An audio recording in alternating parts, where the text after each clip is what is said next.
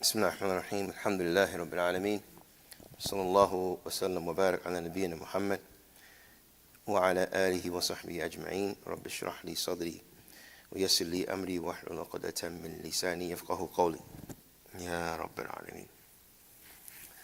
So alhamdulillah rabbil alameen, we've reached a portion of the book entitled the Wabil al-Sayyib. It is the shower of good utterances, or it can be translated as invocations of God. There's a translation of this. It's called Invocations of God by Ibn Qayyim al-Jawziyah, or Ibn Qayyim. And this book is primarily about dhikr and remembrance of Allah subhanahu wa ta'ala. As I mentioned, it's broken up into roughly 3 parts. Right now we're still in the introduction.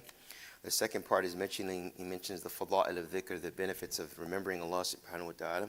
And then after that he gives the actual adhkar of the Prophet sallallahu alaihi wasallam. What are the things he used to say in different situations in his life. This is a very, very, mashallah, great book. So in the introduction, he talks about a number of principles that is important for us to understand and to learn as Muslims in regards to what is servitude and our understanding of servitude and different aspects of worship. So briefly, we covered, he starts with the dua. He starts with the dua, and the dua is what he terms as the epitome of happiness. And the epitome of happiness, then he breaks it down.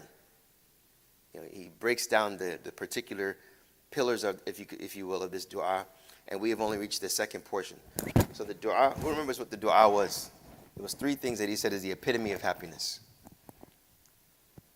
He said, I ask Allah to make you what? To make you of those, إِذَا أُعْتِيَ شَكَرْ وَإِذَا ابْتُلِيَ صَبَرْ وَإِذَا أَذْنَبَ اسْتَغْفَرْ. These 3. He said, if they were given, they are grateful. Shakr, good. وَإِذَا ابْتُلِيَ صَبَرْ. And if they were tested, they are patient. وَإِذَا أَذْنَبَ اسْتَغْفَرْ. And if they committed a sin, they do what? Seek forgiveness, exactly. And he says, وَهَؤُلَاءِ ثَلَاث عُنْوَانُ السَّعَادَةِ. Those 3 things are the epitome of happiness. So we went into the first, وَإِذَا أُعْتِيَ شَكْرٍ. And he mentioned that shukr has 3 types. There's 3 pillars of gratitude. And then he goes into patience, وَإِذَا ابْتُلِيَ صَبْرٍ. If he or she was to be tested, they are patient. Then he gives the 3 pillars of patience, but we still are in the portion of patience. Because when he talked about patience, he goes into being the one that is patient. If they are patient, then their trial becomes a victory. انقلبت محنته منحة. And then he talks about how within this aspect of worship of patience, the trial becomes a victory, but also the real patience is being given patience in the aspects of servitude and those things which, I don't want to say that you dislike, but it's the things that you do not prefer. Right? And he gave the example, such as making wudu in the hot weather. Is that something that you like, or is it something that you prefer not to do? You'd like. So that is ubudiyya. Is it servitude? Is it an act of worship? It's an act of worship. If you make wudu in the hot weather, you're like, alhamdulillah, this is alhamdulillah. But wudu in the cold weather, right, that is something that's more of a trial. And he's talking, and then he said, a sha'n, this sha'n is really the actions of ibadah fil makarih, and those things which you may not prefer. Then he moves on to talk about here 3 things that how shaitan, he talks about how shaitan tries to take over the ibadah, take over the slave with the complete devotion. And we mentioned a very important issue in worship. He says here, فَالْكِفَاءَةُ التَّامَّةُ مَعَ الْعُبُودِيَّةِ التَّامَّةِ وَالنَّاقِصَةُ مَعَ النَّاقِصَةِ. And that's a very important thing to remember. فَالْكِفَاءَةُ التَّامَّةُ, with the complete devotion comes a complete sufficiency. When you have this complete devotion of Allah subhanahu wa ta'ala, you will feel the sufficiency when you perform the acts of worship, performing the salawat. النَّاقِصَةُ مَعَ النَّاقِصَةِ. And the level of lack of devotion that you have, you'll feel the lack of sufficiency. So in other words, you get what you put in. Whatever you put in is what you're going to get back from Allah subhanahu wa ta'ala. And rather, Allah subhanahu wa ta'ala will give you even much more than that. لِأَنَّهُ ذُو فَضْلٍ عَظِيمٍ. He is the one that is of the great virtue. And in Ibn Qayyim gives the verse, أَلَيْسَ اللَّهُ بِكَافٍ عَبْدًا. Is Allah subhanahu wa ta'ala not sufficient for him? And we talked about Allah being sufficient for us as Muslims. Now he goes on to talk about the plans of shaitan.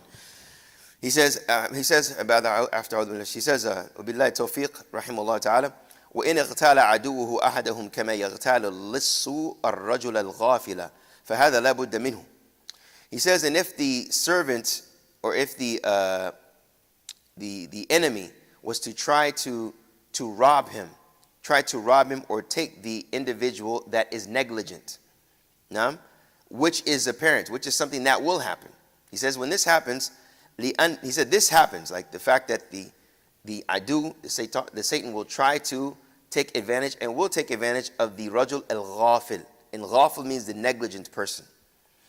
He says, لِأَنَّ الْعَبْدَ قَدْ بُلِيَ بِالْغَفْلَةِ وَالشَّهْوَةِ وَالْغَضَبِ. He said because the servant has been tested with three things. Three things. We're still talking about patience.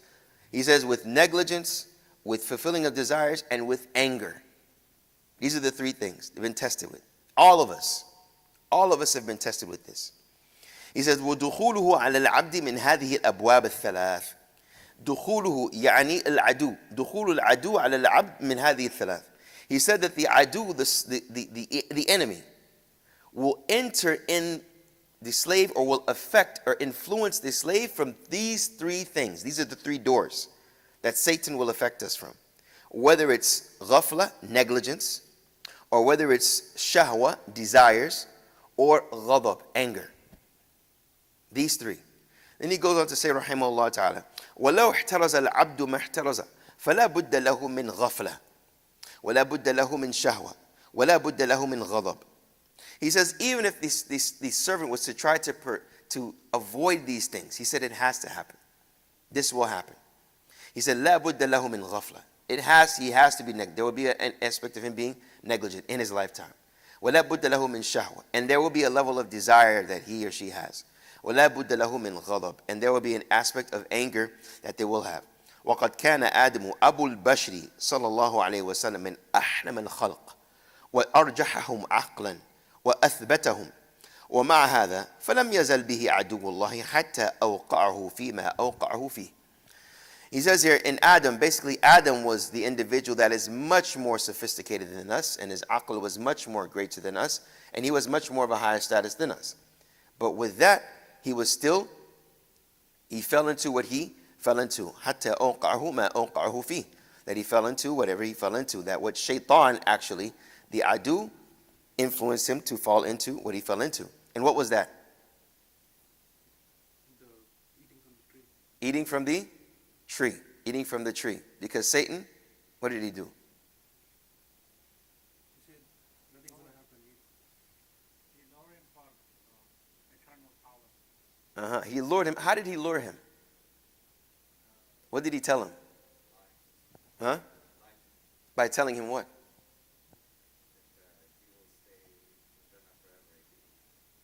Right? Or he will be from the angels. Right? So did that make Adam angry? We said the three, right? Desire. Shahwa. There's the shahwa, ghadab, and the what? The ghafla. There's the negligence, the falling desire, and the anger. What about ghafla? Could it possibly be an aspect of negligence via desire? Okay. No, that's the negligence, right. So it could be that the negligence could be from the forgetfulness or the remembrance of Allah subhanahu wa ta'ala, with Satan coming to him through the door of, look, you're going to be like two angels, or you'll be forever. You're forever. The desire. So even that right there, if we were to pause and think of what are those desires that make us negligent? Those desires that make us negligent. And that is where the jihad al-nafs comes in, fighting the desires that are not beneficial for us. And then he says here, فَمَا الظَّنُّ بِفِرَاشَةِ الْحِلْمِ وَمَنْ عَقْلُهُ مِنْ جَنْبِ عَقْلِ أَبِيهِ كَتَفْلَةٍ فِي بَحْرٍ. He's basically comparing, he says, for what is the thought of an individual like Adam alayhi salam with this level of aql, and also that basically like his aql compared to ours is like a drop in the sea, right? Then he says here, وَلَكِنْ عَدُوَّ اللَّهِ لَا يَخْلُصُ إِلَى الْمُؤْمِنِ إِلَّا غَفْلَةً إِلَّا غِيلَةً عَلَى غِرَّةٍ وَغَفْلَةٍ فَيُوقِعُهُ وَيَظُنُّ أَنَّهُ لَا يَسْتَقِيلُ رَبَّهُ عز وجل بعدها وأن تلك الواقعة قد اجتاحته وأهلكته وفضل الله تعالى ورحمته وعفوه ومغفرته من وراء ذلك كله. He's basically saying here that the adu of Allah, the enemy of Allah subhanahu wa ta'ala, will come to the mu'min in a different way and always try to affect him. Illa ghaylatan. It's not going to be beneficial to him. He's not going to come and try to benefit you in front of Allah subhanahu wa ta'ala. Ala ghiratin wa ghafla. Basically upon that deception and also negligence. So he will cause him for yuqi'uhu, and he will cause him to fall into that. So he's basically giving back, talking basically about the same thing what happened to Adam in regards to all of us. And he says, with all of that, what will take place is it will cause him to be destructed and be destroyed. فَفَضْلُ اللَّهِ تَعَالَى وَرَحْمَتُهُ. And he said the virtue of Allah subhanahu wa ta'ala and his mercy and his forgiveness and his pardoning is behind all of that. It's waiting for you. It is waiting for you. But when you fall into this, not if. So basically Ibn Qayyim is saying when you fall into this and not if, all of the mercy and everything from Allah subhanahu wa ta'ala is waiting, but you have to make the effort. So Ibn Qayyim is showing you that, look, all of these three things will take place. These three things will take place. When one doesn't have the sabr, the lack of sabr can come from one of these three. But know that when, not if this takes place, one of these three, that the mercy, the pardoning, the love is waiting for you. It's waiting for you.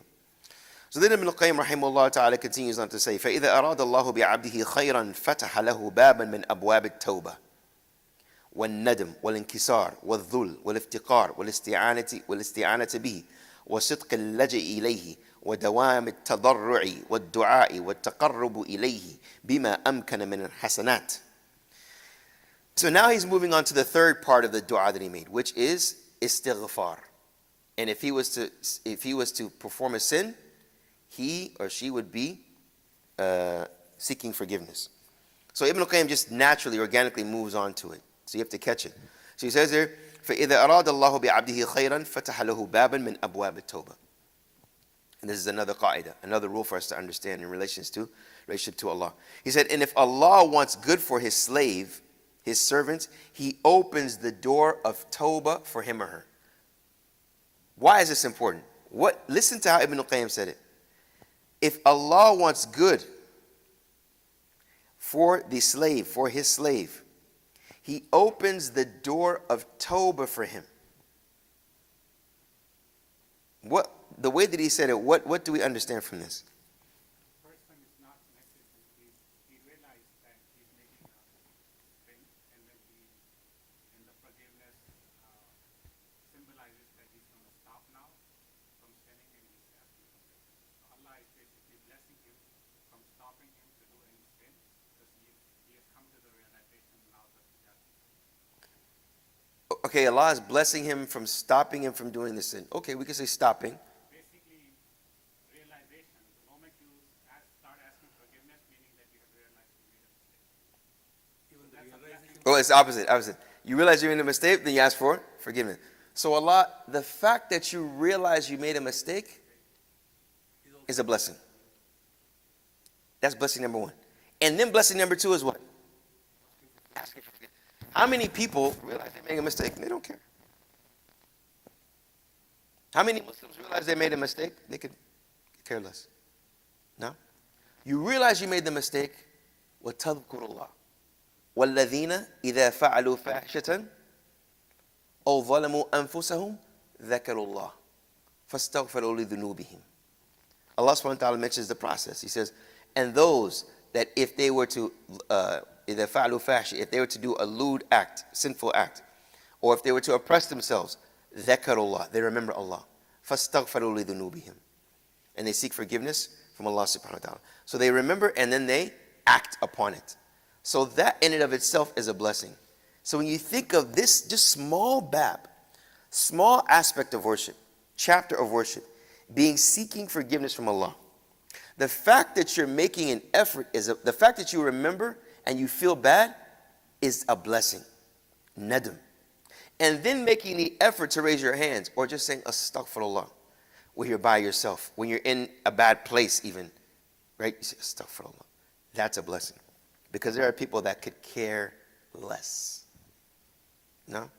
And that's important. With that reality that you're you're seeking forgiveness from Allah, you feel bad at the moment. And that's what Ibn al-Qayyim continues on to say. He says, Fataha labu. What's fataha? That takes a small Arabic on the way, brother. All you should know the word fataha. What is fataha? What's the first chapter of the Quran? So he says, Allah says, fataha lahu bab. Bab is door. So he opens the door of forgiveness. And then he says, wan nadam. And nadam is regret. Wal inkisar. Yes. Ibn al-Qayyim, subhanAllah, is a doctor of the hearts, mashallah. He uses different words to explain the situation of the soul and of the heart. So the first one is for tawbah. And remember, translating it into English is not enough, wallahi. It's really not enough. Just what we just talked about was just tawbah. He says, nadam. Nadam is like regret. Now, you regret what you did. Well, inkisar. Inkisar, kasara means to break something that is broken. So what's the connection with broken and this subject matter?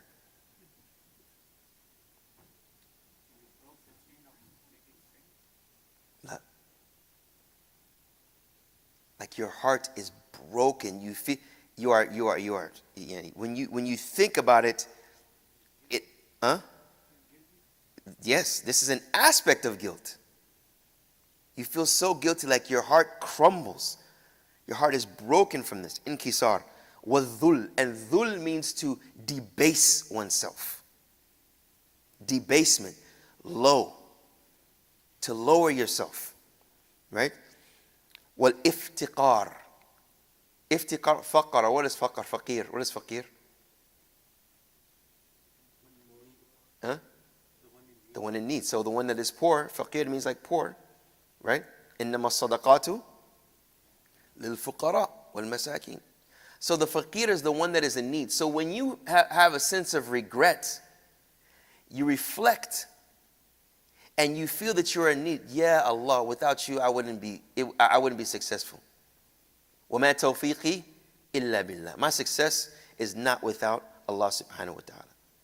So when I commit this sin, I feel terrible. My heart is broken. I'm full of regrets. I feel low. I lower myself. When I prostrate, I lower myself literally for the one that is the Most High. And I feel that I need to be enriched. Min al-ghani wal al-mughni. The one that enriches and the one that is self-sufficient by himself. I am in need. I am poor. I am in need of Allah subhanahu wa ta'ala. Right? Then he goes on to say, wal isti'anatu bihi. Isti'ana is seeking help with him. Right? Iyaka na'budu wa iyaka nasta'in. That's what he's saying. You're seeking help. وَالصِّدْقُ اللَّجَئِ إِلَيْهِ. He says sidq is truthfulness or veraciousness or being truthful. Right? Laja, to give you an idea of what laja is, you would call someone that seeks asylum laji.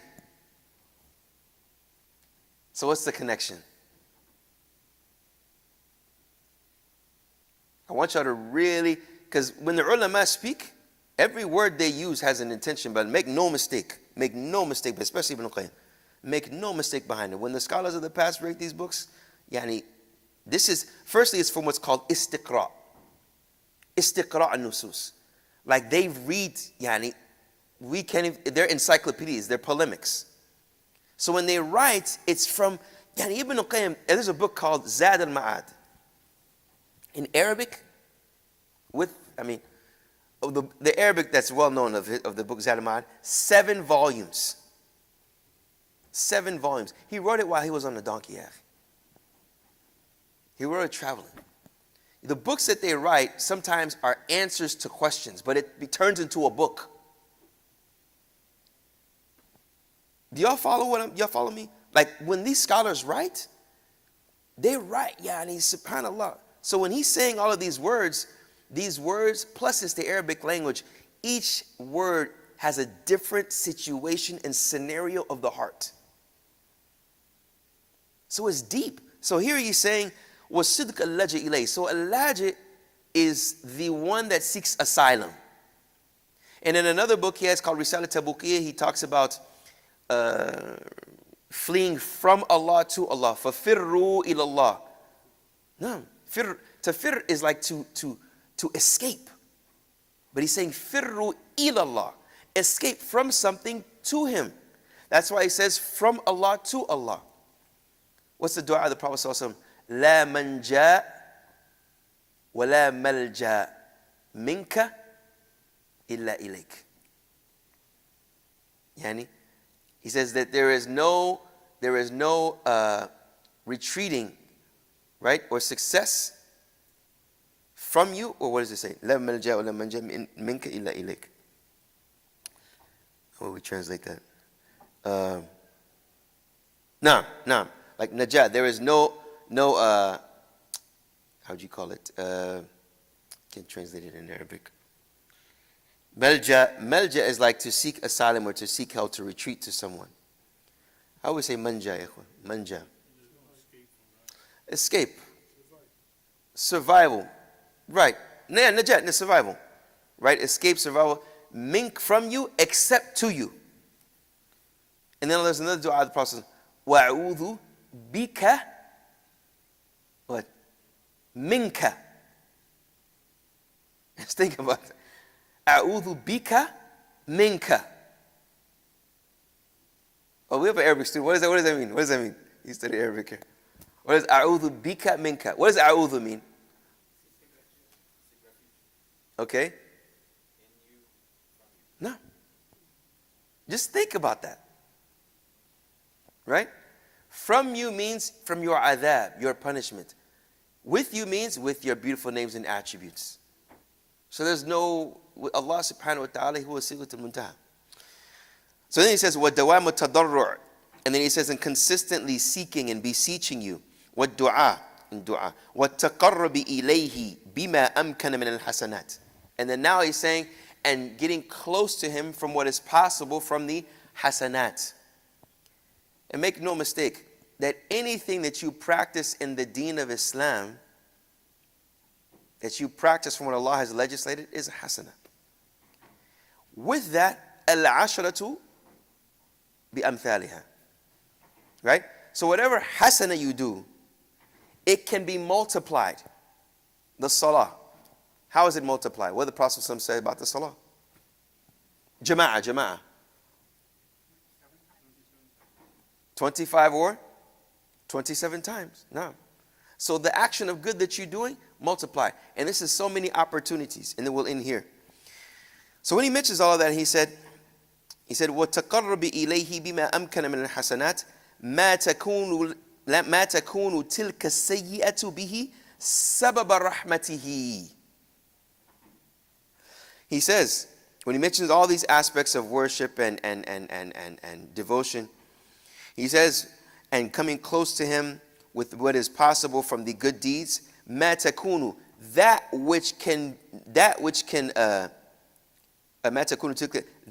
that evil deed becomes a means for mercy, or for his mercy. That's fiqh of the religion, ya ikhwan.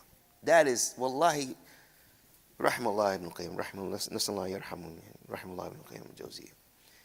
Like he just said, yani, subhanallah. He just talked about all of these different aspects of worship. Seeking forgiveness, Tawbah, your heart is broken, regret, seeking refuge in him. All of this, and that which makes that evil deed a means to his mercy. How is that? Who can explain that? Did everyone understand my question? A person can commit a sin, and that sin could be the reason for him to repent to Allah subhanahu wa ta'ala. Get closer to Allah. No. Isn't that a level of motivation? How many times do we talk to, especially like the youth, or someone that's trying to come? Almost every one of us has a family member that is not, that is probably not doing what they're supposed to do religiously, right? They're not praying. Something happened to them. So, and then when they try to come back, shaitan will come. Who do you think you are? Right? Shaitan, who do you you're going to start praying now? Right? And they have all of these things mentioned. Inkisar, iftiqar. Their heart is broken. They feel terrible. They're full of regret. Shaitan will come to them at that time. This is fake. What is this? Who do you think you are? All those sins you committed, Allah is going to forgive you in one night? 27th? Come on. Right? Shaitan is going to come to him. But that's where it's important for individuals that you may see somebody, you feel that they're down because of the sin, which is good, but you tell them no. Just like we were talking about. The fact that you feel bad is a good thing. Continue. Continue. Seek forgiveness from Allah subhanahu wa ta'ala. Continue on asking, because Allah subhanahu wa ta'ala will never let you down. He will never let you down. So that sin that he committed was the means that, and this is where we tie into what pillar of Iman? Qadr. Qadr. That sin that you committed was what Allah used to show you something. But are you continuing to search? You see that you feel terrible, then you seek forgiveness. And that's why Ibn al-Qayyim, he goes on to talk about, then he's going to go on to talk about this, we'll talk about next week, inshallah. How the sin is a means for Allah's mercy. How the sin is a means for Allah's mercy. And subhanAllah, this is why Allah subhanahu wa ta'ala did not make us like what other form of creation? No. He did not make us like the angels. لِحِكْمَةٍ بَالِغَةٍ. For a reason, a wisdom that is an amazing wisdom. We're just getting a jewel of the wisdom of Allah subhanahu wa ta'ala. And wallahi, no one can bring that out except an alim. No one can bring this out and just bring step by step except an alim, except a person, a scholar. Because they have, like I said, istiqra. They read the nusus, they read the kitab and the sunnah. They go through it, they live it, wallahi. Now, so we'll stop there, inshallah. Ibn al-Qayyim again in conclusion. Talking about how shaitan will try to rob us, and that is something that will definitely happen. How shaitan will definitely try to rob us of our good deeds, and he will rob us by 3 doors. And what are those 3 doors that he will come through? Desire, anger, negligence. Negligence, right? And then he gave the example with Adam. He said if this took place with Adam, it could definitely happen with us, because Adam was the best of creation. He was a prophet, alayhi salam. No? But then after that, he talks about how shaitan will try to do this to us. And then he says if Allah subhanahu wa ta'ala wants good for his slave, he will open the door of what for him? Forgiveness. And he mentioned the different types of ways or different things that will happen in our heart that will cause us to seek forgiveness. And then he concludes by the beginning of the next portion, which we'll talk about, how those actions were done because of a sin, and that sin is the means that Allah uses to reach his mercy. May Allah subhanahu wa ta'ala make us of those that seek his mercy and always allow this beseeching of mercy to be continuous. May Allah subhanahu wa ta'ala make us of those that when we commit any sin, we remember Allah subhanahu wa ta'ala and we seek forgiveness from him. And fi sirrun wa alaniya, open and in secret. May Allah subhanahu wa ta'ala make us of those that continually read his beautiful book of the Quran al-Kareem, and especially this month of Ramadan, this month coming of Ramadan, to make us of those that are continuous in reading this book of Allah subhanahu wa ta'ala. ربنا آتنا في الدنيا حسنة وفي الآخرة حسنة وقنا عذاب النار. اللهم ارحم ابن القيم يا رب العالمين. اللهم ارحم ابن القيم يا رب العالمين. اللهم ارحم علماءنا يا رب العالمين. اللهم انصر المستضعفين في سوريا وفي تركيا يا العزيز يا قوي يا المتين يا ذا الجلال والإكرام. وصلى الله وسلم وبارك على نبينا محمد وعلى آله وصحبه أجمعين.